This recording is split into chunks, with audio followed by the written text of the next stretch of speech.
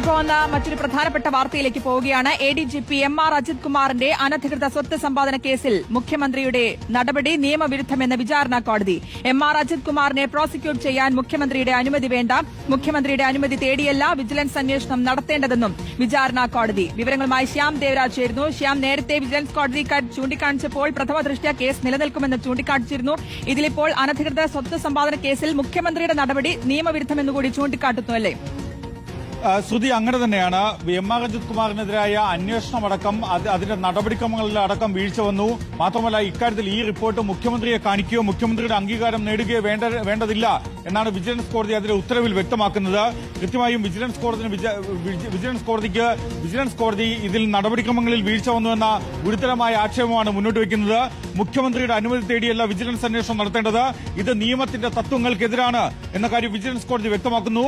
മുഖ്യമന്ത്രിയുടെ അനുമതി തേടിയത് ഈ ക്ലീൻ ചിറ്റ് നൽകുന്ന നടപടിയിൽ അന്വേഷണ റിപ്പോർട്ട് അംഗീകരിക്കുന്നതിൽ വിജിലൻസ് എന്തുകൊണ്ട് ഈ റിപ്പോർട്ട് മുഖ്യമന്ത്രിക്ക് കൈമാറി, അതിൽ മുഖ്യമന്ത്രിയുടെ അനുമതി തേടിയത് എന്തിന് എന്നതിൽ വിജിലൻസിന് കൃത്യമായ വിശദീകരണം നൽകാൻ കഴിഞ്ഞില്ല. ഇക്കാര്യത്തിൽ വ്യക്തതയില്ല. എം.ആർ. അജിത് കുമാറിനെ കുറ്റവിമുക്തനാക്കാൻ രാഷ്ട്രീയ നേതൃത്വം ഇടപെട്ടതാണ് പ്രശ്നം. എം.ആർ. അജിത് കുമാറിനെ പ്രോസിക്യൂട്ട് ചെയ്യാൻ മുഖ്യമന്ത്രിയുടെ അനുമതി വേണ്ട എന്ന കാര്യവും കൂടി ഈ വിജിലൻസ് കോടതി ഈ ഉത്തരവിൽ വ്യക്തമാക്കുന്നുണ്ട്. ഇക്കാര്യത്തിൽ കൂടുതൽ പരാമർശം നടത്തുന്നില്ല എന്നുമാണ് ഉത്തരവിന്റെ 109ാമത്തെ പാരഗ്രാഫിൽ ഖണ്ഡികയിൽ തിരുവനന്തപുരം വിജിലൻസ് കോടതി വ്യക്തമാക്കുന്നത്. ഓക്കെ, വ്യക്തമാണ്.